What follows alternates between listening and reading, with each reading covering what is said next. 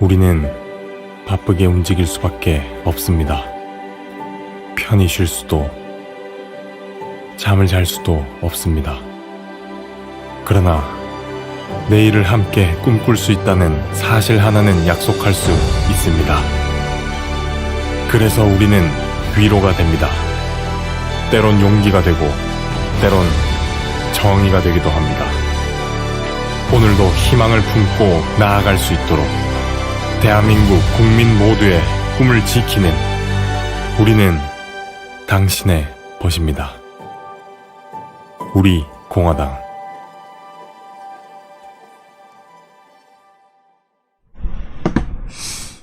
안녕하세요, 우리 당원 동지 여러분. 박태우 정책위장입니다. 오늘 보니까 공고가 좀 늦어서 아마 바빠서 우리 조금 일이 많아서 공고가 늦어가지고 지금 보니까 자유우파님, 그 다음에 이또순이님, 이명훈님, 지혜로운님, 박명애님, 최목련아님 등등 이렇게 몇 분만 들어오셨습니다. 아무튼 이 방송은 어떻게 보면 우리 당원들 사상무장을 하고 국내의 정세에 대해서 정확한 이해를 구하는 그런 시간입니다. 제가 이 방송을 하는 이 지식이라든지 폭의 깊이를 대학원 강의할 때하고 거의 비슷하게 이렇게 뭐 전문적인 용어는 안 씁니다만은 틀을 갖고 갔기 때문에 우리 당원님들이나 일반 애국 시민님들이 좀 들으셔서 정확하게 대한민국 현실인식을 하는데 도움이 좀 됐으면 좋겠어요. 왜냐하면 지금 우리 주변에 주요 언론을 비롯한 언론들의 그런 행태가 대한민국의 현실을 알리기에는 너무나 부족하고, 또 때로는 왜곡된 잘못된 정보를 퍼날르고 특정한 세력의 이득을 위해서 언론이 운영되지 않느냐, 이런 의구심을 많이 가질 때가 많아서 안타깝습니다. 저는 그런 걸 다 타파하고 가장 객관적인 위치에서 진실과 정의를 전달하려고 노력하는 거니까, 아무튼 많은 당원님들이 저희 목소리라기보다는 진실이 목소리다 이렇게 생각하고 들어주시면 고맙겠습니다. 벌써 1일주일이죠. 일주일이 금방 지나갔어요. 금방 지나갔습니다.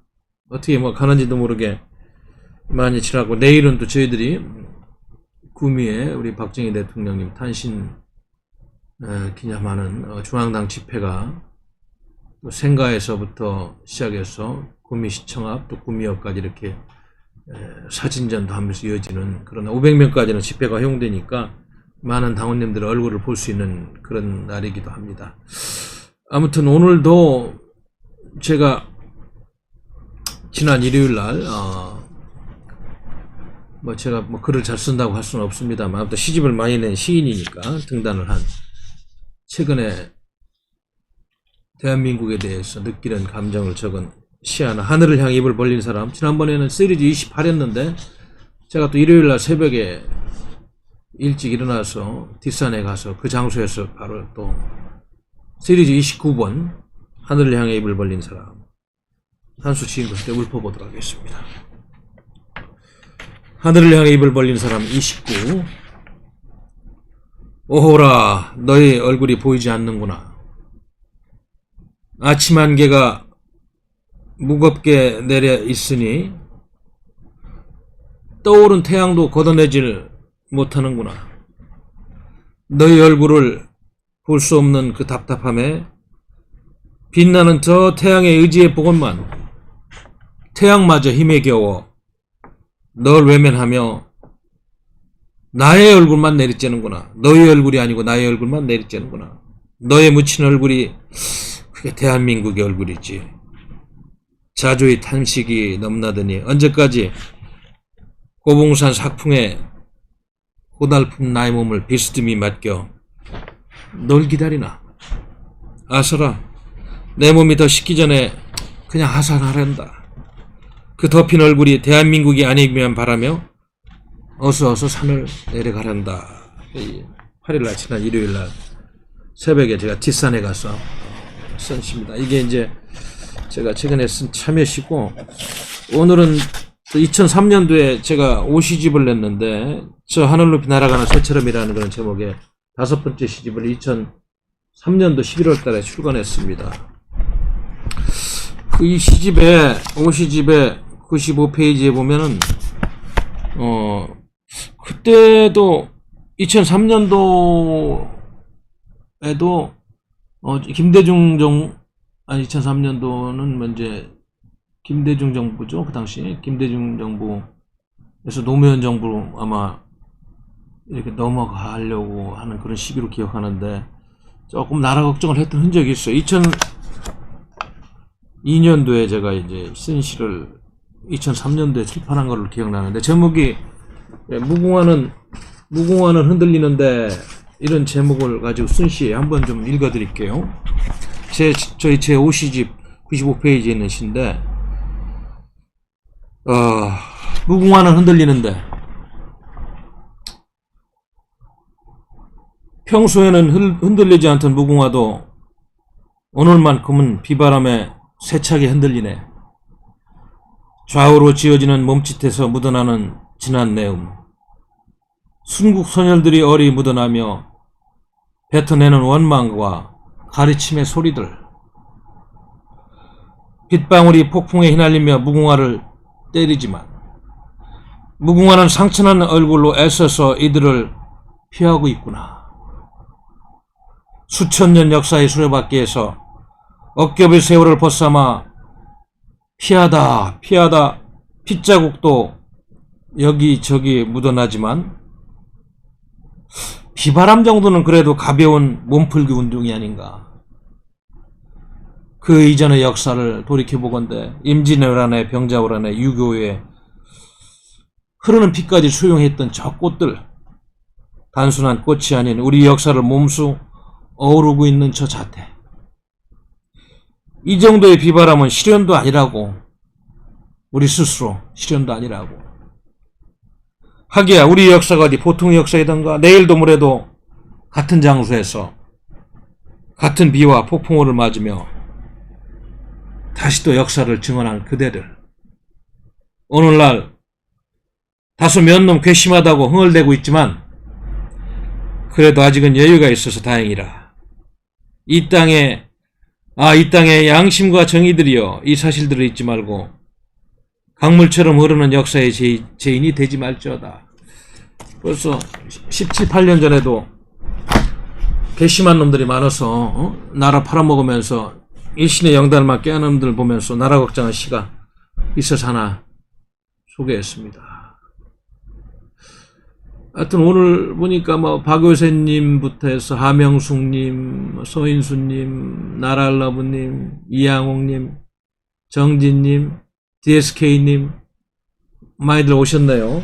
하여튼 제가 토크를 좀 시작하겠습니다. 뭐 시 소개는 이제 뭐 도입 단계니까. 그렇시고 오늘 주제, 너 죽을래 정권 어디로 가고 있나. 참, 어제 저희들이 이제 이 주제를 가지고 광화문에서 2시에, 그리고 대검찰청 앞에 가서 4시에 기자회견을 하고, 저도 2번 연설을 했습니다만은 기가 막힌 얘기예요. 그냥 지나갈 수도 있으려니 할 수 있는지 모르지만, 이게 뭐 공동체 5,200만 명이 모인 공동체에서 남일처럼 느낄 수 있으면, 이거를 꼭 우리 집안에서 이런 일이 있었다고 한번 생각을 해보면은 그 심각성이 크기가 클 것이다, 이렇게 생각합니다. 공직사회 문화가 뭐 하기야 계급사회로 구성되어 있다 보니까 경직된 측면도 있습니다만은, 그래도 아무리 대통령이 지시를 하고 뭐 청와대에서 하명을 하고 장관이 이야기하더라도 이건 도저히 아니다. 공무원의 양심으로서 이거는 정말 내가 나라의 이익을 위해서 일하고 녹을 받고 있는 청백리인데 어떻게 이런 걸 하냐, 이런 결기 있고 양심에 찬 공무원이었다면 사표를 쓰더라도 저는 그걸 했으면 안 된다는 생각을 하기 때문에 너무 안타까워서 제목을 이렇게 뽑아봤어요. 이 부분은 이따 좀 다루기를 하고, 지금 저한테 오늘 어제 지금 많은 질문들이 오는 게 이제 제가 조금 국제 정치 현안에 대해서 좀 이야기를 하다 보니까 자료도 있고 지금 미국 대선이 어떻게 되느냐 이걸 조금 소개를 하고 또 들어가도록 하겠습니다. 왜냐하면 뭐 바이든 후보가 다 당선됐다고 생각하고 국내 조중동을 비롯한 뭐 지상파 케이블 TV들이 막 이렇게 뭐 당연시하고 뭐 문재인 씨도 통화를 했다고 그러고 어쩌고 하는데 막상 정권을 4년간 유지해온 미국의 공화당 핵심부들은 아직 지금 이 대통령 선거가 끝나지 않았다는 메시지를 계속 내고 있고 지금 인수위원회도 꾸려야 되는데 미국의 법이 선거가 완전히 종료되고 확실하게 제도적으로 끝나야지 인수위 자금도 예산도 편성이 되고 하는데 아직 못하고 있다. 언론들이 앞서가서 언론들이 인수위를 만들고 언론들이 분위기 만들고 하는 것이 크다. 현실은 지금 조금 복잡합니다. 보니까 워싱턴에서. 그래서 조금 이 트럼프 대통령이 투표하기 전부터 3개월 전부터인가 우편 투표는 문제가 많으니까 그거는 사기 투표가 될 수 있어 받아들일 수 없다 이런 이야기를 했는데 이 끝나고 나서 이제 막상막하로 진행되다가 경합주 5-6곳에서 우편 투표 그 인정 문제를 놓고 법원에 소송까지 제기되고 어떤 데는 인정한다 안 한다 날짜 가지고 또 여기까지 하자 안 하자 이런 것이 오고 하는 거 보니까 좀 심각한 지경에 왔어요. 바이든 당선자가 100% 됐다 이렇게 이야기하기도 좀 이른 상황에 왔다. 그래서 이게 좀 새롭게 어제부터 또 대두되는 이슈가 되어 있습니다. 그리고 지금 그 미 상원에 공화당 원내대표인 그 미치 맥코널 씨가 트럼프 대통령이 하는 이야기가 틀리지 않았다고 이렇게 이야기하는 지금 이런 상황까지 와 있습니다. 대통령이 만에 하나 이 부정선거의 기운이 있다 그러면 이거를 100% 규명하라고 지시도 해야 되고 그럴 또 의무도 있는 거니까 그거에 대해서는 아직은 우리가 뭐 법적으로 당선자가 나온 건 아니라는 거 알아야 된다. 그래서 아직 어떤 주도 법적으로 선거 결과가 나온 건 아닙니다. 그냥 언론에서 지금 앞서서 보도하는 거고 그리고 지금 재검표를 하고 있는 주도 좀 2개 중과 이렇게 돼 있는 상황이니까 아마 경합주 5개, 6개에서 조만간에 이 소송에 대한 선거관리위원회 규정에 대한 그런 결과물이 나오면은 좀 윤곽이 나오지 않을까. 그래서 모든 합법적인 투표가 전체적 집계가 되고 또 인정이 안 되는 투표를 버리고 이런 상황에서 집계가 됐을 때 선거인단 수를 트럼프와 바이든이 얼마씩 나누는지 이걸 최종적으로 좀 봐야 되고 합법적인 투표가 어디까지 인정되는지 그 부분을 당선에 영향을 미치는 것인지 이런 부분들이 아직 좀 남아있어가지고 미국은 우리가 생각하는 것처럼 언론들은 앞서서 그렇게 하고 있는데 막상 권력의 핵심부는 지금 혼돈 상태다 이렇게 보시면 될 것 같아요. 근데 이 대목에서 왜 강경화 외교부 장관이 뚱딴지 같이 워싱턴에 가가지고 지금 이렇게 혼란스러운 상황인데 합법적으로 당선인이 선언된 것도 아니고 물론 뭐 정상 간에 몇 군데 통화는 했습니다만은 굉장히 조심스러운 통화들이에요. 유력한 후보에 당선되면 축하한다는 당선 뭐 돼서 정책을 논의하고 그런 단계는 아직 아닌데 강경화 외교부 장관이 풀수 워싱턴 가서 폼페이오 미 국무장관하고 오찬 하고 나서 뭐 바이든 쪽 인사를 접촉하려고 무던히 노력하는데 내가 듣기로는 조금 좀 뭐가 좀 기억이 안 맞고 조금 더 기다렸다가 확정돼서 가도 쉽지 않은 상황인데 뭐가 그렇게 급해서 그러는지 좀 이상하다 이런 얘기를 할 수 있고 미국의 내가 우리 한국에서 가장 많이 지금 방송이 되는 CNN을 비롯한 뉴욕타임즈 일부 언론들이 바이든 당선을 뭐 당연시하게 이렇게 보도하는 것하고 달리 지금 미국 공화당 핵심 부서는 모든 합법적인 표를 다시 한번 계산해봐야 되겠다는 그런 큰 전선이 형성되어 있다. 이 말씀을 드리겠어요. 그래서 결과에 승복을 안 하겠다는 것이 아니고 당연히 미국은 법치주의 국가인데 합법적으로 소송 제기하고 연방법원에서 마지막 그거에 대해서 판결을 내리고 그리고 하원에서 선언이 되면은 당연히 승복을 할 겁니다. 그 절차가 남아있다는 걸 지금 말씀드리는 거고 지금 바이든 당선인은 뭐 빨리 인수위 구성을 시켜달라, 예산을 달라 이런 얘기 하는데 미국이 법이 그걸 허용하고 있지 않다. 그리고 심지어는 제가 이야기 들으니까 사망한 사람도 유권자 등록을 하고 투표까지 했던 이런 일들도 발견되고 있다. 또 뭐 공화당으로 찍은 표를 민주당 표로 바꿔버린 미시간주의 컴퓨터 시스템도 조사해야 된다. 뭐 우리 대한민국 지난 4월 15일 날 이상한 뭐 증거들 나왔던 것처럼 너무나 이상한 이야기들이 많이 나오니까 지금 공화당의 상원 의원 린치 그레임 의원이죠. 법사위원장도 이거는 좀 살펴봐야 되겠다 이렇게 좀 분위기가 하고 있는 상황입니다. 그래서 트럼프 대통령이 뭐 인정 안 하려고 안 하는 게 아니고 우려했던 일들이 지금 벌어지고 있는 것이고 지난번에도 얘기했습니다만은 뭐 우리 언론들이 뭐 CNN인가 어디서 보도한 거를 그냥 뺏겨서 뭐 멜라니 여사가 트럼프 대통령이 뭐 패배를 인정 안 하니까 이혼한다는 둥, 뭐 큐슈네 사이가 인정해야 된다 이런 뭐 허위 보도가 나왔는데 다 그 현지에서 내가 아는 분이 직접 백악관에서 확인해 보니까 펄쩍 뛰었고 부정선거는 규정돼야 된다고 얘기하는 거 보면 우리 언론론도 상당히 지금 문제가 많다. 왜 이렇게 호들갑들을 떠는지 좀 더 조사해보고 차분해야 되겠다. 이런 말씀을 드립니다. 또 지금까지 나온 이야기도 보면 미국의 그 시민단체 사법감시라고 주지수를 바치는 단체는 여러 가지 지금 미국에 있는 353개 카운티를 대상으로 명단을 이렇게 한번 대조해 보니까 유권자가 실제보다 최소 180만 명 더 불려졌다 이런 조사까지 이렇게 발표하고 이런 상황이니까 이거는 와이타임스라는 그 분석 기사에서도 제가 나온 걸로 알고 있었습니다. 이게 간단한 문제는 아닙니다. 그리고 29개주 예를 들면 알래스카, 콜로라도, 메릴랜드, 미시건, 뉴저지, 로드아일랜드, 버몬트 등 또 8개 주에서는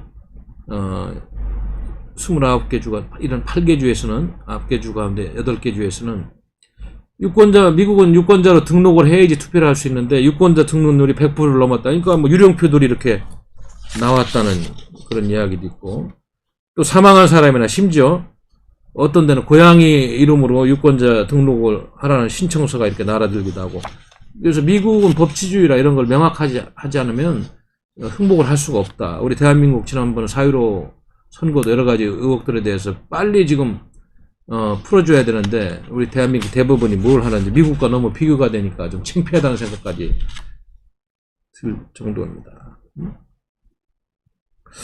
그래서 하여튼 우편 투표의 그런 문제점들이 많이 발견돼. 역시 선거 전부터 트럼프 대통령이 제기한 이 문제점이 많이 발견이 됐고 여러 가지 지금 불확실한 것이 많고 또 위스콘신주 같은 데는 선거인 명부 등록인이 312만 9천 명인데 실질적으로 투표한 인원수는 323만 9천 명으로 나왔어요. 이거 그러니까 막 100만 명 이상이 부풀려 나온 거야. 이거 뭐 어디 가서 투표를 끼워넣은 건지 계산이 잘못된 건지 이거 부정선거라고 이야기할 수밖에 없네. 이런 상황이 오니까 미국 공화당에서는 이제 펜스 부통령까지 나서서 규명을 해야 된다는 이런 분위기로 가고 있는데 바이든 당선인이라고 이렇게 계속 부르기에는 조금 좀 분위기가 좀 그렇습니다. 그래 우편 투표하다 보니까 배달사고 인위적으로 파기된 것도 발견이 되고 여러 가지 지금 문제점들이 계속 발견되고 있다. 쓰레기통에서 또 막 500장이나 트럼프 지지표가 무더기로 발견되고 말이죠. 사례들이 지금 많이 발견되고 있다. 그래서 연방 대법원뿐만 아니고 네바다, 애리조나 이런 지역에서도 투표일인 3일 오후 8시 후 도착한 우편물을 빼고 재검표하라 이런 결정을 내렸기 때문에 지금 이 부분을 좀 보고 있고 아직까지 지금 투표가 끝나지 않은 주가 있는 거예요. 펜실베니아 지금 문제가 되고 있는 펜실베니아의 경우는 공식적으로 접수된 우편 투표용지는 89,681장인데 실제 개표대에서 개수된 숫자는 무려 5만여 장을 초과한 14만 2,584장이었다. 이런 엉터리 같은 뭐 집계가 나오니 이거를 지금 바이든이 당선됐다고 인수위를 만들 그런 분위기는 아니다. 그래서 지금 좀 봐야 되는 이런 조사를 하고 이 투표들을 인정을 할 것인지 아니면 버리고 갈 것인지 이런 것도 지금 사법부의 판단이 남아있는 상황이다. 네?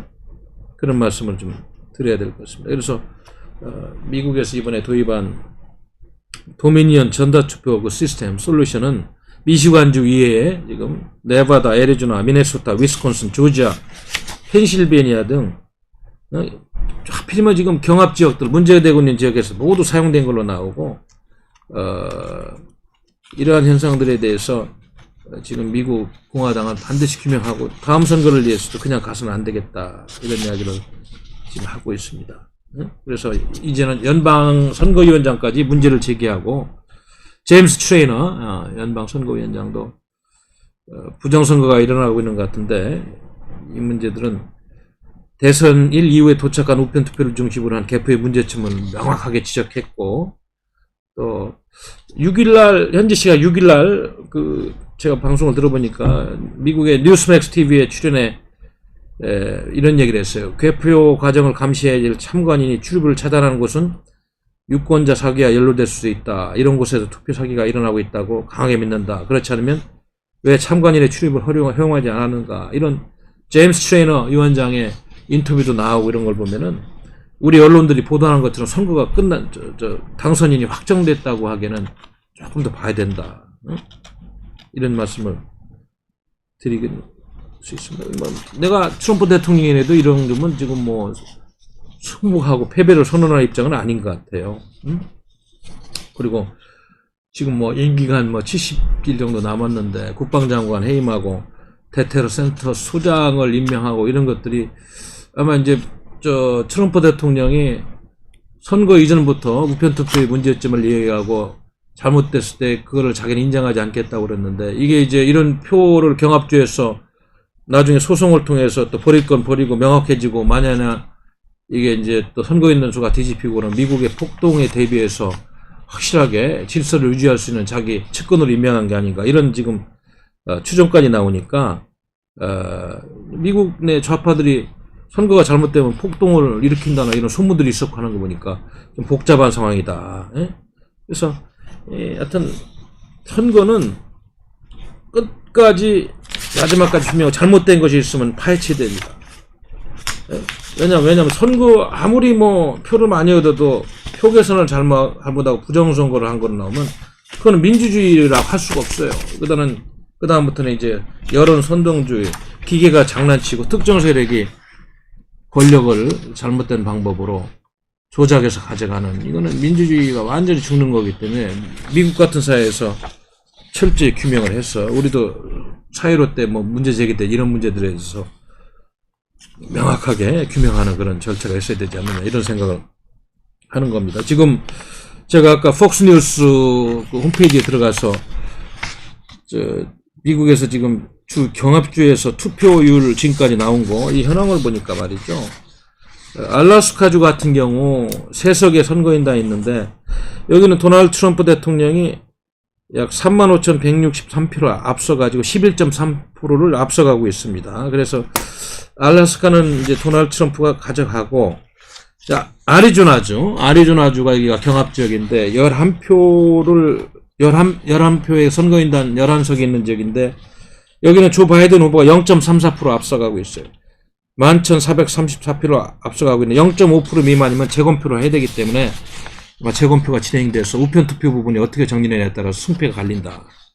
현재는 뭐 조 바이든 후보가 49.4%, 도널드 트럼프 후보가 49.1%입니다만은 99% 투표한 현장에서 아까 이야기한 우편투표 부분들이 처리 여부에 따라 승패가 갈린다. 이런 현상이 있고 또 선거인단 16석을 가진 조지아주 같은 경우는 지금 조 바이든 후보가 현재 99% 개표했는 중에서 0.29%를 앞서가고 있다. 약 14,163%를 앞서가고 있다고 폭스뉴스 홈페이지에 이렇게 나와 있더라고요. 그래서 현재 조 바이든이 49.5%, 도널드 트럼프가 49.2%. 여기도 0.5% 미만이면 재검표를 할 수 있는 그런 여건이 되는 지역이다. 네바다주는 6개 선거인단을 의석을 갖고 있는데 조 바이든 후보가 약 2.82%를 앞서가고 있다. 3,666명을 앞서가고 있다.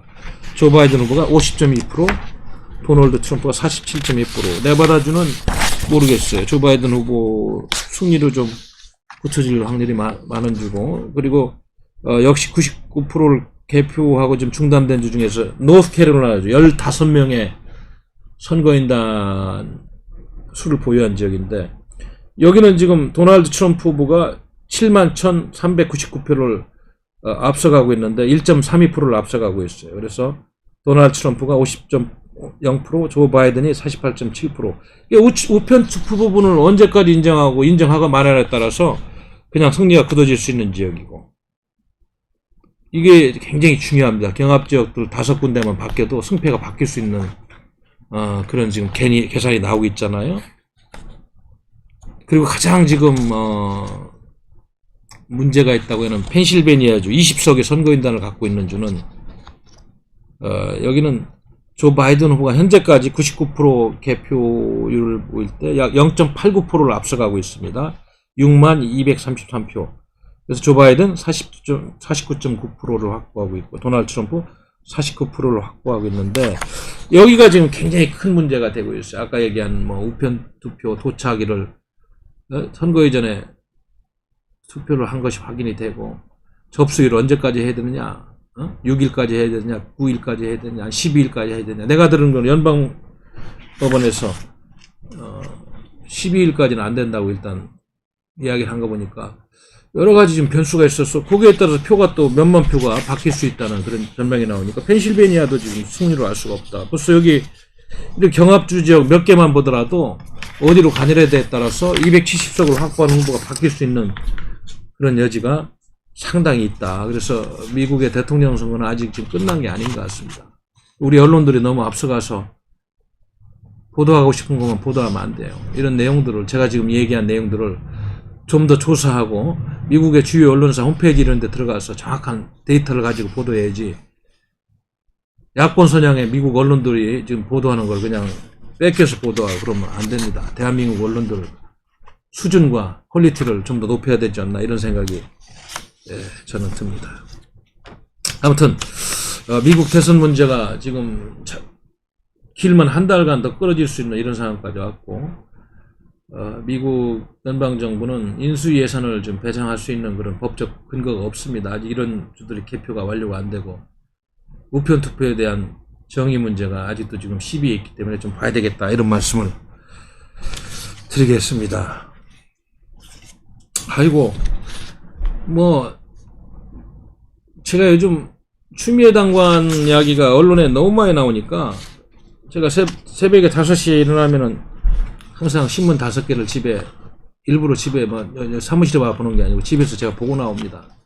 온통 추미애 아주 그냥 언론에 그냥 도배를 해가지고 피곤해 죽겠어요.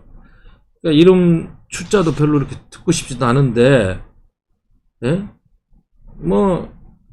여러 가지 지금 또 구설수에 올려가지고, 아이고, 정말 말하기도 부끄러워요. 오늘 보니까 한 신문이 정리를 해놨어요. 추미애 장관이 그동안의 고발 및 부당 지시한 논란에 대해서 정리를 해놨는데, 지금 여기 해놓은 것만 봐도 문재인 씨가 왜 추미애 씨를 경질을 하지 않는지, 나는 지금 이 정도면 이런 부담을 가지고 그게 가야 되는 건지 말이죠. 하기야 권력형 게이트 주사파 인사들의 해가 되는 수사는 중간에서 방패막이 역할을 하면서 인사권, 수사지휘권, 감찰권을 동원해서 온갖 생쇼를 하고 있으니까 청와대 입장에서 보면 충신이 하겠습니다만, 이건 너무 좀 도가 지나치지 않나요? 여기 보면 법무부 감찰국 특수활동비 부금 나왔습니다만, 전에 감찰국의 특수활동비를 배정한 그런 10억인가요? 그건 관례도 없는 일을 한 게 또 나왔었고, 그 다음에 자택에서 대기하고 취재하려고 대기하고 있던 기자 사진을 SNS를 통해서 공개해서 명예훼손 혐의로 이렇게 비판을 받은 적이 있고, 라임 자산운용 부분 뭐 이제 핵심 권력형 인사들 수사를 하는 팀을 갖다 감찰하라고 지시해서 수사 방해를 하고, 또 한동훈 검사장, 윤석열 검찰총장 측근 수사하고 이런 것에 대해서 인사를 또 하고 감찰하고 말이죠. 길을 떨어뜨리고. 지난번에 난리 났었습니다만 아들 서모 씨 말이죠. 보좌관 통한 병가민 휴가 연장 처리하는 과정에서 관례를 벗어나 그런 참 국민들의 눈살을 찌푸리는 이런 행위도 있었지. 부당 인사 사례가 좀 많죠. 뭐 수사 못하게 이리저리 좌천시키고 말이죠. 또 채널A 사건도 수사지휘권까지 발동한 적이 있고, 정진웅 차장검사 기소한 서울고검을 갖다가 감찰을 지시하고 말이죠. 아니 동료 검사를 밀어붙이고 수사하는 거 폭력을 했으면은 기소를 해야죠. 그건 당연한 건데 이거 서울고검을 또 감찰하라고 지시했다고 그러니까. 근데 오늘 새벽에 이제 제일 기가 막힌 게 그거 아니에요? 휴대전화 비밀번호 강제 해제 법률 법안을 제정하라는 지시를 했다. 이건 정말 무슨 여기가 북한도 아니고, 야, 헌법에도 사생활 보호 규정이 있습니다. 이거는 장관으로서 법을 공부하고 판사까지 했다고 그러는데 법전을 다 까먹은 건지. 응? 대검찰청 특수활동비 사용 내역 감찰을 지시하고, 그리고 검찰총장 그 라임이라든지 가족사건 수사 관여하고 이런 거 배제하는 걸 지휘하는 등등등 해가지고 너무 많아가지고 왜 이런 인사를 장관으로 끌고 가는지. 과거에 보면 이 중에 하나만 있어도 국회에서 해임결의안 내고 야당에서 들고 일어나서 대통령이 경질하고 이랬는데, 대한민국 법치국가가 아니에요. 이거 보면 법치국가가 아닙니다. 에? 무슨 이조 시대 왕이 다스리는 나라, 왕이 말 한마디에 다 정리됐잖아요.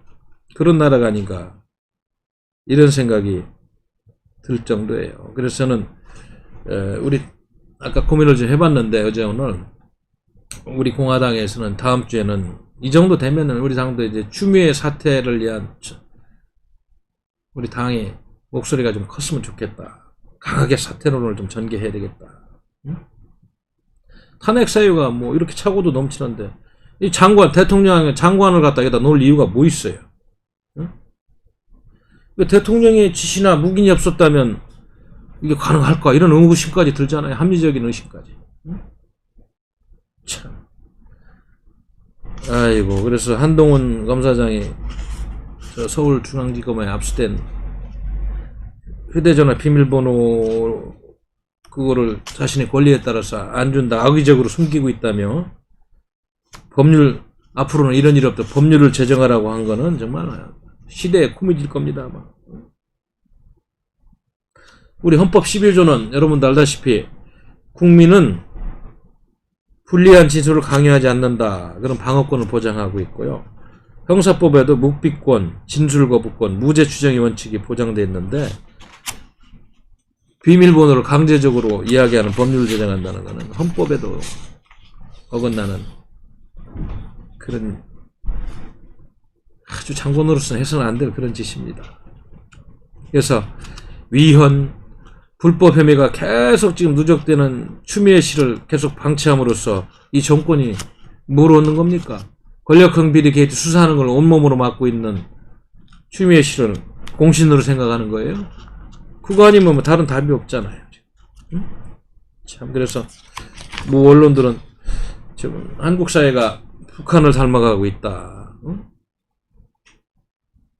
참, 법률로 제한할 수 없는 권리가 있는 거예요. 헌법에 보장되는. 응? 이런 법을 제정하려고 시도한다는 것만으로도 심각한 인권 침해 여지가 있는 것이고, 북한 같은 사회에서만 가능한 것이다, 이런 언론들의 지금 평가가 나오고 있잖아요. 이거는 누구 말대로 이제 막장극이에요. 응? 막장극. 법치사회에서 있을 수 없습니다. 그래서 반드시 탄핵을 하든 대통령이 경질을 해야 되겠다. 응? 막가파식 이런 막가파식 행태지 그야말로 말이죠. 그래서 이종배 국민의힘 정책위 의장도 내가 듣기로는 원내대표단 회의에서 대통령이 정의와 인권을 파멸한 추장관을 무엇 때문에 붙잡는지 이해할 수 없다. 즉각 경질하라. 이렇게 말만 해서 안 됩니다. 국민의힘도. 뭐 국민의힘 국회의원이나 저 당 지도부 하는 이야기를 민주당이 무슨 심각하게 들은 적이 있어요? 짓으려면 짓어라. 아무 영향력도 못 미치고 있어요. 안 싸우니까 그런 거 아니에요. 야당답지 못하니까 야당. 말만 가지고는 안 되는 그런 분위기다.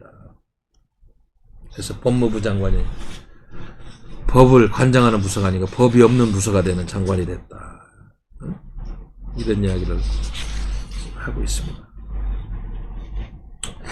뭐 이런 일탈 행위들이 이제 뭐 하도 많으니까 뭐 여기서 그동안 지난 문정권 3년 동안 그냥 막 나와서 지나가고 뭐 야당도 안 싸우고 하니까 묻혀가지고 그러려니 하고 국민들도 한숨이나 쉬고 있는 이 사회 분위기에서 대한민국의 활력과 긍정적인 에너지가 나올 수 없잖아요.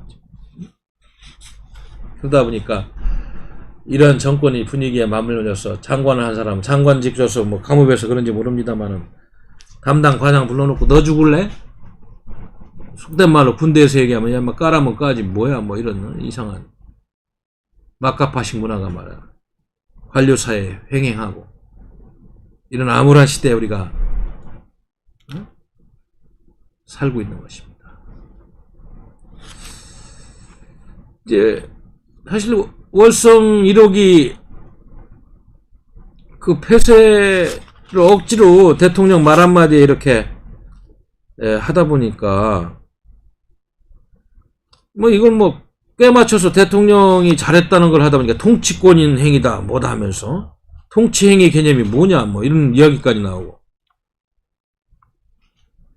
아니 판도라라는 영화 보고 그 가상의 현실을 갖다가 대한민국에 그대로 적응해서 안 됐다는 그런 소문이 사실인지 아니면 좌파들이 의도적으로 원자력 산업 죽이고 태양광 중국 거 많이 팔아가지고 중국 공산당하고 저 가깝게 하려고 한 건지 뭔지 모르지만 정상이 아니잖아요. 정상이 지금. 응? 이거는 청와대 행정관이 청와대 지시를 그래 그 당시 산업통상부에 전했다고 장관이 그래 이런 부당한 지시를 받아서 되겠어요? 장관직을 버리더라도 이건 아니라고 이야기하고 버텼어야죠. 웬 이런 인사들만 지금 일신의 영달만 껴안은 인사들만 고관대작이네 하면서 폼 잡고 있는 거예요. 이래 나라가 썩고 안 되는 건 당연한 겁니다. 이게 왕조적인 발상이지. 정부의 불법 비리행위를 엄호하는 그런 관료들이 행정고시를 하면 뭐하고 뭐해?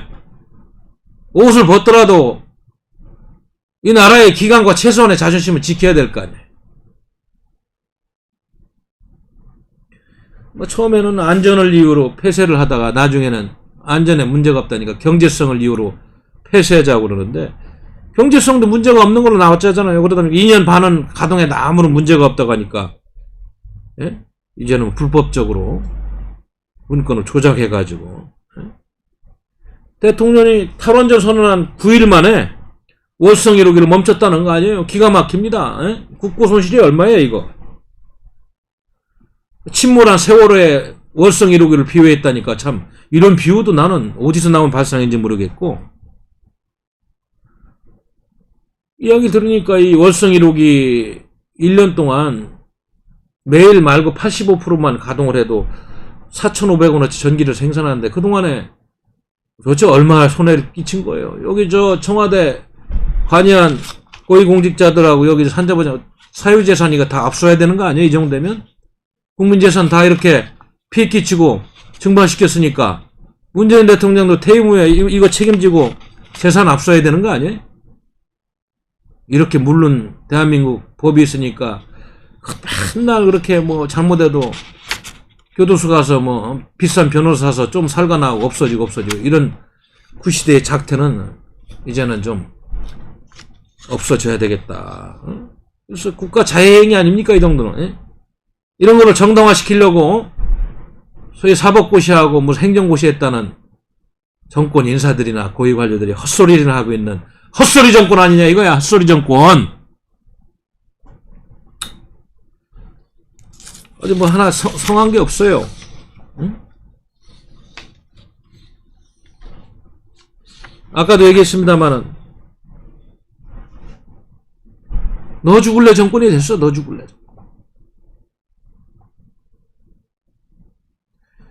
기가 막힌 얘기입니다. 아까도 제가 서두에 또 짧게 말씀 올렸습니다만, 아니 왜 지금 미국이 공식 대통령 선거 결과가 공식적으로 인정되는 상황이 아닌데도 워싱턴은 왜 가가지고 강경화 씨는 거기서 뭐 하는 거야? 취임할 때부터 전략핵과 전술핵의 차이도 모르는 사람이 외교부 장관 하더니 뭐 하고 있는 거예요 도대체? 트럼프 대통령하고 가짜 평화쇼 하면서 처음에 트럼프 대통령이 좀 속았죠. 북한 김정은이가 핵무기 다 폐기한다니까 정상회담 몇 번 하고 탑다운 방식으로 하는 거. 북한이 그거 좀 해야 되는데 바이든 씨가 혹시나 대통령 되면 철저하게 다시 검증해서 대북 제재 유지해가지고 쪼일 것 같으니까 뭐 그런 거 조율하러 가서 아니 뭐 오라고 해서 만나주지도 않는 것 같은데 폼페이오 장관도 온다니까 점심 먹고 그냥 치워버린 것 같은데 진지한 대화는 없었고 지금 뭐 하고 있는 거예요? 이거 외교 일탈행위 아닙니까 이것도? 그런 코드 외교하면 안 돼요. 외교부 장관 정도 되면은 청와대에서 그런 지시가 나와도 설명을 하고 좀 외교관의 자존심이라도 세워야 되나. 하기야 외교관 출신이 아니니까 통역하다가 유엔에서 근무했다고 외교 전문 지식이 없는 여성이 들어가다 보니까 심부름 하는 대로 그저 강업해서 시키는 대로 해야지 뭐 자존심이 있겠어요? 청와대 하명 외교는 하고 있는 하수인이 된 거 아니에요? 폼페이오 장관이 2번이나 여기 걸르고 아시아 순방할 때 왜 안 왔겠어요? 와서 대화해도 별로 실익이 없는 거예요. 진실되지 못하고 이념 세력이 포로가 된 외교부를 보니까 의미를 못 찾았던 거예요. 와싱턴 가니까 만나는 줬는데 속에 있는 얘기 나눌 그런 상황도 안 했을 것입니다. 오히려 폼페이오 장관은 뭐라고 그랬어요? 기자들이 왜 윈수위 그거 인정하고 빨리 국무부도 준비해야 되는 거 아니냐 그랬더니 분명히 기억해야 된다고 그런 거 아니에요. 미국의 대통령도 하나고 국무장관도 하나고 아직 선거가 끝나지 않았는데 선거파게 이렇게 나서서 다니지 말라. 오히려 트럼프 2기 행정부의 그 정부 이양을 준비하고 있다는 아까 얘기했던 그런 분위기가 반영된 이야기를 미국 사람들 이렇게 말 함부로 안 합니다. 다 근거가 있기 때문에 그런 거지. 네? 참. 이렇게 외교하면 안 됩니다. 강경화 씨 빨리 들어오세요. 거기 가서. 네? 내가 알기로는 바이든 쪽이 100% 당선된 줄 알고 그쪽 인사들 만나려고 여기저기 수소문 하고 있는데 잘 안 되는 걸로 알고 있는데 들어오시라고요. 외교 라인 벌써 그 목 자르고 쇄신했어야 되는데 그냥 시키면 똥개처럼 일들 하니까 편하니까 시키는 대로 잘하는 사람들 갖다 놔야지 뭐 바꿀 이유도 없는 정권이긴 하지만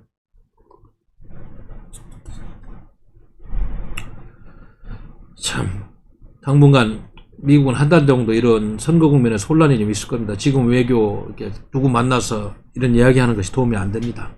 제가 갖고 있는 상식적인 지식이고요. 지금 워싱턴 가는 연목구예요. 지금 북한 눈치 보고 거기 가서 뭘 하려고 하는지 모르겠는데 이제 그런 거는 좀 하지 말았으면 좋겠어요. 지금 문재인 정부도 이게 트럼프 대통령이 패배했다는 생각하니까 이러는지 모르겠습니다만 지금 뭐 그런 것도 100% 아닌데 하여튼 대북 기조가 앞으로 뭐 좀 유엔 제재나 미국 대통령 행정명령이 풀릴 그런 상황이 아니잖아요. 대북 성과가 어디 있어요? 평화 가짜 평화 수준화하고 북한 핵무기나 지금 잔뜩 늘려놨는데 ICBM, SLBM 능력이나 키워놓고 생화학무기 세계 3위 5천군 국가가 되고 핵무기 120기까지 보고 있는데 뭐 지금 문재인 정부 들어서 확인된 거는 아무것도 없어요. 북한의 핵무기 증거하고 비핵화 쇼가 사기 쇼였다는 것만 증명한 건데 지금 무슨 대화를 하겠다는 거예요? 결론적으로 한미동맹 파탄 지경에 와서 한미연합 군사훈련은 다 취소된 현실. 이런 현실 가지고 무슨 동맹 얘기를 하겠다는 겁니까, 지금? 응? 남북 군사합의서 만들어서 북한 감시한 능력을 지금 급격하게 감소시키는 비행금지구역 설정하고. 응? 그래서, 아니, 전쟁을 대비하고 평화를 지킨다는 사람이 말로 지키는 겁니까? 군사력으로 지키는 거예요. 말로 지키는 거 아닙니다. 평화쇼로 지키는 거 아니에요. 응? 지금 이런 상황에서 거기를 지금 갈 필요가 있었을까 이런 생각이 듭니다. 아직은 뭐 섣부르게 이런저런 전망을 얘기할 때는 아닌 것 같습니다만은 하여튼 앞으로 지금 바이든 행정부든 트럼프 행정부든 지금까지 문재인 정부하고 해온 대북 접근 방식에 있어 가지고 비핵화 문제, 종전선언 문제, 한미연합훈련 문제, 북한 인권 문제, 한미일 삼각 협력구도 문제 이런 것들은 다 리세팅을 해야 되고 아마 뭐 누가 되든 간에 이거는 과거에 실패한 교훈이 있기 때문에 혹독하게 문재인 정권을 추궁하고 다시는 그런 실수하지 말라고 강한 압박이 들어올 겁니다. 강경화 씨 거기 가서 이렇게 떠들고 다니는 아무런 도움이 안 돼요. 제가 보기에. 응? 지금이라도 시진핑 중국 공산당 주석이 주창하고 있는 1대1로 얘기, 원벨트 원로드 디플로마시, 1대1로 외교에서 한국 정부가 줄 서는 듯한 그런 이미지 지우고 신중 정권이 아니라는 것을 좀 입증을 해야 됩니다. 응? 중국 공산당이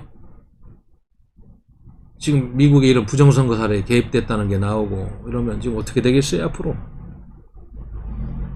시진핑 중국 공산당 주석이 지난 8년간 69개 국가를 방문하면서 중국의 그 패권주의를 강화하고 1대1로 정책을 홍보해 왔는데 대한민국이 여기 끼어가지고 지금까지 이런 거 전혀 보존 못합니다. 중국이 시장이 크다고 해서 그래서도 안 됩니다. 미국하고 강력하게 가야지 중국이 대한민국 무시하지 않고 시장 닫지 않습니다. 네? 구한말에 원세계가 우리 관리들 깃방망이 때리듯이 그런 저급한 중국 공산당 버르장머리 고치려면 지금과 같은 친중 노선 안 된다 이거예요. 그래서 와싱턴의 이수혁 주미대사의 안미 경중론 이런 쓸데없는 소리 다시는 하지 말라 이겁니다. 아이고 참 이야기를 하다 보니까 현안들이 많은데 아무튼 지금 너 죽을래 정권 참 오직 했으면 대학생들 그 뭡니까 이름이 녹색 원자력 학생연대가 전국 107개 대학에 지난 8일날 대잡을 붙였겠어요. 그 학생들이 얘기가 뭐예요? 청와대와 산업통상부는 월성 원전을 주기구로 작정하고 평가 보고서를 조작했다. 이거 뭐 정확하게 사실로 나오는 것 같아요. 뭐 수사하고 있으니까 지금 대전 고검에서 150명 투입해서 수사하고 압수수색하고 백운규 전 장관부터 해서 뭐 다 지금 수사하고 있는 거 아니에요? 근데 이게 왜 이제 너 죽을래 정권이 나오냐면 너 죽을래 정권이라면 이거 제대로 수사해가지고 밝혀지면은 내년 이후에 선거에 악영향을 미친다는 판단을 한 거죠. 그러다 보니까 뭐 수사 음모론을 얘기하고 검찰 주권론 얘기하고 그래서 탈원전 정책이 이게 잘못됐다 거짓이다 하면은 문재인 정부의 정통성에 또 큰 훼손을 입기 때문에 이렇게 지금 이걸 수사 못하게 방해하고 월권 행위니 뭐니 하면서 이렇게 엉뚱한 발언들 하고 있다 이렇게 보시면 될 것 같습니다. 그래도 감사원이 이 와중에 7,000쪽짜리 수사 참고 자료를 보내서 거기 백운규 산업장관, 정재훈 한국 수력 원자력 사장, 최희봉 현재 한국가스공사 사장이랍니다. 아주 따뜻한 자리들 가 있네요. 뭐 전에 산업정책비서관 잘못한 거 규명해서 빨리 이들의 제가 했으면은 죄를 물어야 될 겁니다. 이낙연 씨 지금 당대표로서 검찰권 남용이다. 검찰은 위험하고 무모한 폭주를 당장 뭐 이런 얘기 해서는 안 됩니다. 어느 나라 국민입니까? 아무리 정파 이익을 대변하는 정치인이라도 이거는 너무 국민 정서하고 안 맞는 이야기를 하고 있다. 응? 김태년 원내대표요. 검찰의 국정 흔들기라. 응? 검찰의 국정 흔들기랍니다. 제가 보기에는 맞지가 않습니다. 국민 정서하고 너무 안 맞는 얘기를 하고 이게 이제 너 죽을래 정권이 돼 있어요. 이게 응? 즉각 가동 중단으로 좀 고쳐야지. 왜 2년 반 동안 경제성이 있어서 돌려야 해도 문제가 없다는 보고서를 했느냐. 당장 바꿔라. 대균부 전 산업자문장관 곧 큰 처벌을 받을 거다. 저는 그렇게 생각합니다. 이건 조폭문화 보건과는 아주 잘못된 문화죠. 응? 회계법인하고 말이죠. 월성 1호기 장래 이용률이 30-40%밖에 안 된다고 거기다 조작하고 직권남용, 업무방해죄 철저하게 적용해야 될 것 같아요. 대통령이 지시를 하더라도 불법 지시면 수용하면 안 되는 거 아니에요? 도대체 우리가 살고 있는 게 왕조 시대인지 공화정 시대인지. 네? 대통령이 현실인식을 잘못하고 있으면은 모시는 분들이 잘 해야 될 거 아니야. 보고서 올리고 상소문 올리고 옳은 소리 해야 될 거 아니에요. 한참 안타까워서 너 죽을래 정권이 돼서 이제 또 국민들은 또 실수를 금치 못하고 있는 거예요. 그것뿐입니까? 뭐 이미 7,900원이 투자된 7,900억 원이죠. 10% 이상이 지금 공정이 진행된 신한울 3, 4호기 원전 그것도 지금 두산중공업에서 시공하고 있는데 이것도 수습돼 있다는 거 아니에요. 이것도 당장 다시 공사 재개해야 됩니다. 멀쩡히 대한민국 국부를 창출하고 가장 안전하고 저렴한 에너지원을 갖다 이렇게 죽이고 있는 정권이 이건 정상 아니잖아요. 윤석열 검찰 목숨 걸고 수사해서 국민의 검찰로 증명받길 바랍니다. 정말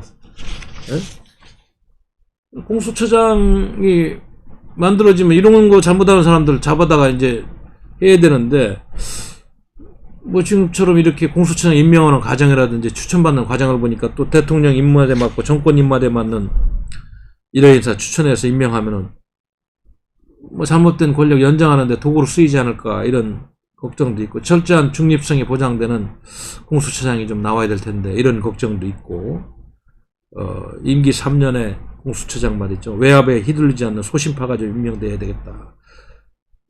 좀 나만의 바람이 아니길 바라는 겁니다. 유사 전체주의 정권이라는 것이 여기저기 지금 다 증명되고 있는 현실이다. 뭐 우리가 모르게 속속속속 사회가 많이 바뀌고 있어요.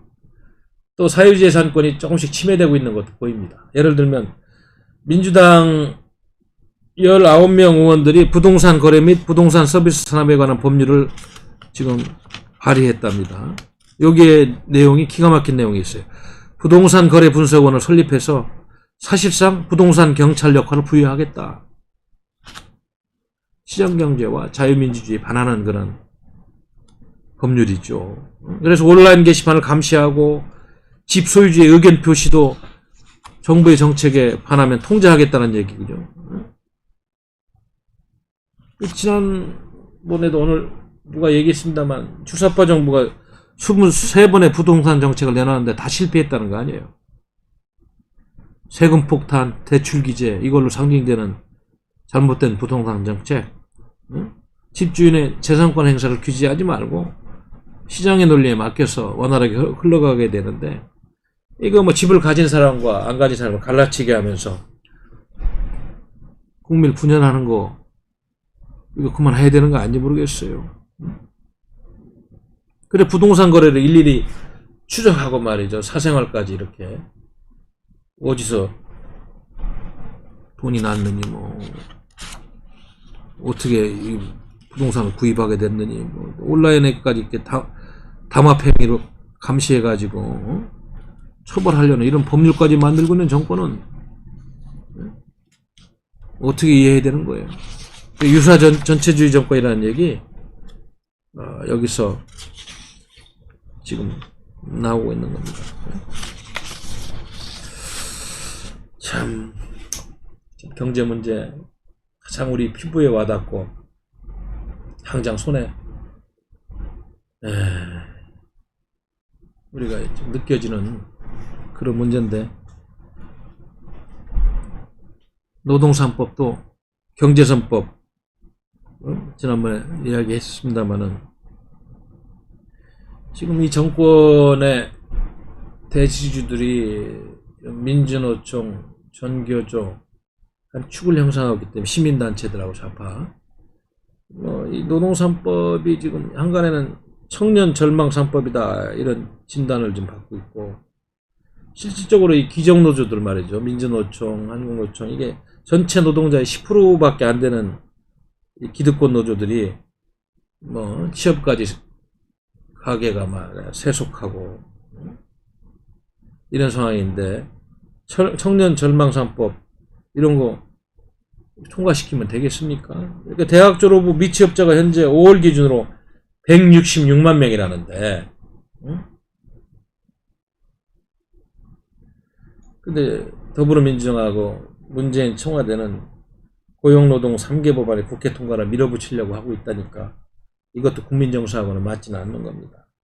그래서 전국경제인연합회는 이 문제에 대해서 청년들 일자리가 사라진다고 청년 절망 3법이다 이렇게 명명하면서 약자를 보호하는 게 아니고 반대의 결과를 하는데 왜 굳이 이렇게 어려운 시점에 밀어붙이려고 하느냐.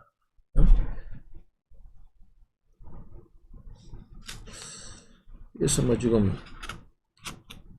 해고자 실업자도 노조 가입이 가능한 노동조합법 개정안을 비롯해서 현실하고 맞지 않는 이런 법안들 안 했으면 좋겠다 이런 의견을 내고 있는데 지금 무시당하고 있는 이런 현실이다. 또 노조 전임자에게 임금 지급하고 퇴직급여 대상을 1개월 이상으로 확대한 퇴직급여 보장법도 마찬가지고, 그래서 상시 업무에 대한 간접 고용을 금지하는 근로기준법 개정안을 직접 고용에 따른 인건비 부담을 키우고 기득권을 가진 노조원들을 과잉보호하면서 신규 채용을 가로막을 것이면 누가 봐도 알 수 있는데 청년들 일자리 어디 가서 좀 찾겠다는 것이나 이렇게 지금 논리 정연한 이야기를 하는데 이 정부는 듣고 있지 않다. 이게 현실입니다. 그래도 기업 규제를 빨리 혁파하고 노동시장 개혁을 해서 유연화를 시켜야지 일자리가 만들어지는 이것이 안 되고 반대 방향으로 가고 있고 노동개혁이 안 되고 있는 현실에 대해서 사업을 하는 사람들은 도대체 투자를 그런 동기라든지 의지가 안 보인다. 이런 분위기입니다, 지금. 고용창출 여러 거 스스로 만들 수 있는 분위기를 조정해주고 그런 규제 완화를 해줘야 되는데 그게 안 되고 있는 정부인데 소득주도 성장론에 의해서 이렇게 이런 악법들을 계속 만들어내면은 대한민국의 경제는 어디로 가라는 건지 지금 어디 가서 경제 성장, 일자리 창출을 찾는 건지 연못구어다 연못구어 이런 말씀을 드리는 겁니다. 아무튼 우리 당원 동지 여러분 그리고 애국 시민 여러분, 애동포 여러분, 뭐 이 대한민국 정기국회 뭐 사실 이게 미국에서도 이 부정선거 문제가 이제 어떻게 규정될지 모르겠습니다만 이 대한민국 국회도 이게 저게 합법한 국회인지도 나중에 이제 뭐 지금 많은 소가 제소돼 있기 때문에 그것들이 이제 미국의 부정선거 처리 문제하고 연계돼서 어떻게 될지 모르겠습니다만 잘못된 게 있으면 규명이 돼야 되는데, 아무튼 지금 이 국민의 이익과 국민의 의견을 대변해야 될 국회가 국민하고 괴리돼 가지고 다른 방향으로 놀고 있는 이 국회를 우리가 참 그 막대한 예산을 주면서 대접을 해줘야 되는 건지 참 근본적인 의견이 드는 이런 시점까지 왔어요. 이제 뭐 또 헌법 개정안 옛날에 조국 민정수석 때 만진 거 조금 글 바꿔가지고 마지막 전체주의와 사회주의 연방제로 가는 뭐 이런 작업도 곧 나올 것 같은데 참 심히 걱정이 됩니다. 이런 국회, 나라를 잘 되게 하는 국회가 돼야 되는데 망하게 하는 국회가 되면 안 되잖아요. 참. 그래서 여기 보니까 우리 박수진님, 양영신님, 지혜로운 달리다름, 보릿고개, 주송르님, 태극기님, 뭐 여기 김정수님 등등 주승론 와서 좀 댓글 달고 있는 걸 보겠는데 얼마나 우리 당원님들도 시민 여러분들 답답하겠어요. 이런 모습 보면.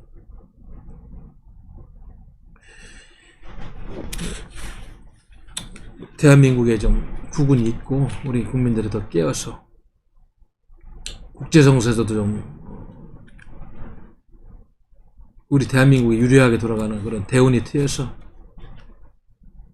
가슴앓이 하고 있는 국민들을 어루만져주고 더 이상 나라가 망하는 걸 막아야 되는 그런 묘안이 나와야 될 텐데 지금 그러고 있지 못합니다.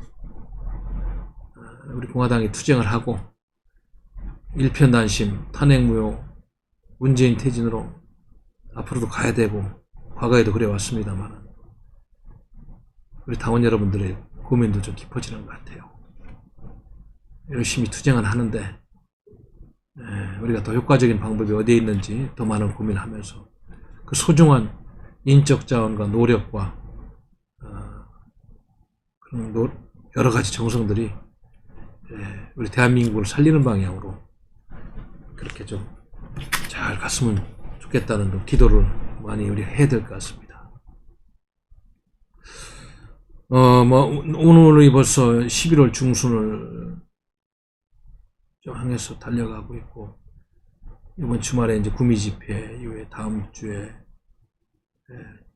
또 어떤 일이 터질지 모르겠습니다만은, 답답한 형국은 당분간 계속 이어지지 않을까요? 우리가 해야 될 일을 찾아서 잘 해야 되는 이런 전국인데, 아무튼 당원 여러분들 고생이 많으시고 우리 애국 시민 여러분들도 최근에 과도한 스트레스로 건강도 안 좋은 분들 많다는데 우리가 좋은 방안을 찾아서 또 저지할 건 저지하고 해야 될 것 같습니다. 오늘 방송 이 정도 하고 마치겠습니다. 여러분 다음 주에 뵙겠습니다. 고맙습니다. 우리는 바쁘게 움직일 수밖에 없습니다.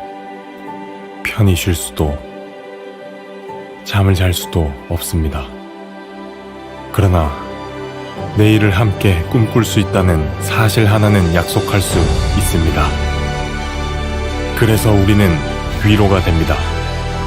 때론 용기가 되고, 때론 정의가 되기도 합니다. 오늘도 희망을 품고 나아갈 수 있도록 대한민국 국민 모두의 꿈을 지키는 우리는 당신의 벗입니다. 우리 공화당